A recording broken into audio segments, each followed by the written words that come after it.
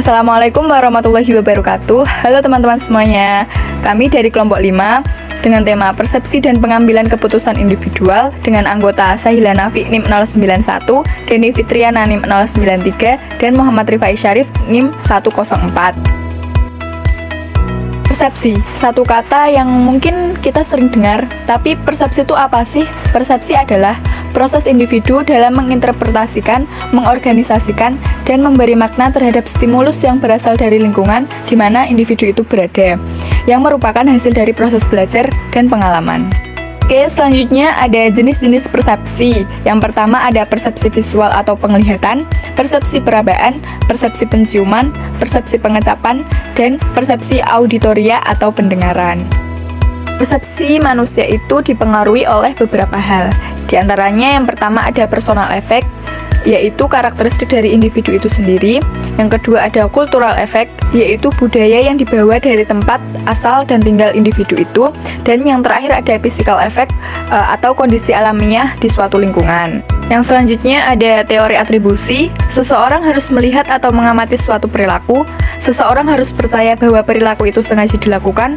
Seseorang harus menentukan apakah mereka percaya bahwa orang lain dipaksa untuk melakukan perilaku tersebut atau tidak. Selanjutnya ada faktor internal dan eksternal. Yang pertama ada kekhususan, artinya seseorang akan mempersepsikan perilaku individu secara berbeda dalam situasi yang berlainan. Yang kedua ada konsensus, artinya jika semua orang mempunyai kesamaan pandangan dalam merespon perilaku seseorang dalam situasi yang sama. Dan yang terakhir ada konsistensi, yaitu jika seseorang menilai perilaku-perilaku orang lain dengan respon yang sama dari waktu ke waktu. Yang selanjutnya ada beberapa teori atribusi. Yang pertama, teori korespondensi inferensial.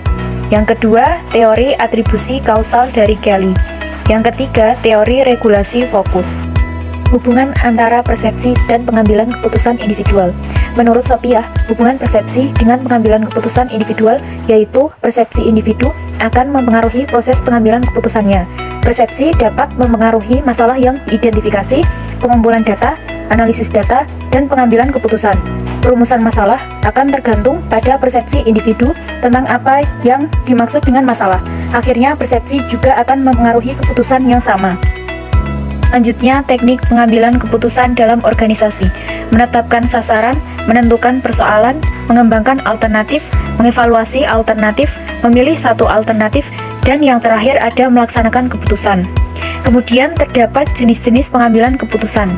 Yang pertama ada gaya direktif, yang kedua ada gaya analitik, yang ketiga ada gaya konseptual, dan yang keempat ada gaya perilaku.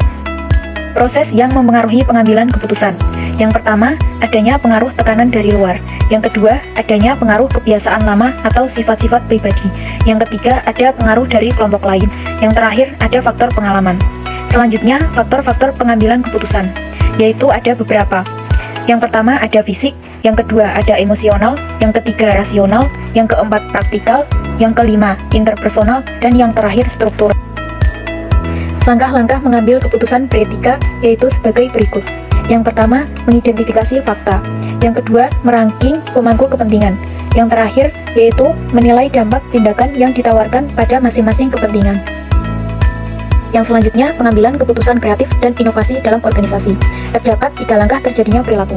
Yang pertama, pengumpulan informasi. Dengan adanya masalah, solusi jarang ada sekali di tangan, sehingga dibutuhkan waktu untuk belajar lebih dan memproses pembelajaran itu. Yang kedua, ide pemunculan. Jika informasi yang dikumpulkan relevan, maka dapat ditransisikan menjadi ide-ide. Yang terakhir, ide evaluasi. Untuk memilih ide yang akan digunakan, maka dilakukan evaluasi ide yang merupakan proses perilaku kreatif. Terima kasih atas perhatiannya, kurang lebihnya mohon maaf. Billahi fisabilil haq fastabiqul khairat. Wassalamualaikum warahmatullahi wabarakatuh.